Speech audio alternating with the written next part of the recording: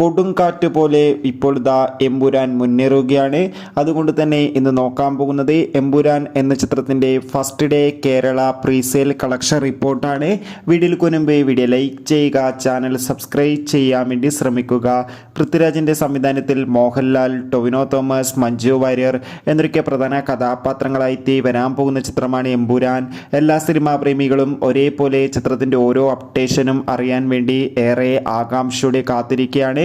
ചിത്രം ഈ വരുന്ന മാർച്ച് 27 തിയേറ്ററുകളിൽ എത്തുമെന്ന് ഒഫീഷ്യലായി കൺഫേം ആക്കിയിട്ടുണ്ട്. ഇപ്പോൾ ചിത്രത്തിൻ്റെ റിലീസിന് മുന്നോടിയായി ചിത്രത്തിൻ്റെ അഡ്വാൻസ് ടിക്കറ്റ് ബുക്കിംഗ് ഇന്ന് രാവിലെ ആരംഭിച്ചിട്ടുണ്ടായിരുന്നു. ഇപ്പോൾ ഇതാ കേരളത്തിൽ നിന്ന് മാത്രം ഇതുവരെ ഏകദേശം 9 കോടിക്കടുത്ത് പ്രീസെയിൽ കളക്ഷൻ നേടിയെടുക്കാൻ വേണ്ടി സാധിച്ചിട്ടുണ്ട്. എന്തായാലും കാത്തിരിക്കാം കൂടുതൽ ബോക്സ് ഓഫീസ് കളക്ഷൻ റിപ്പോർട്ടിനായി.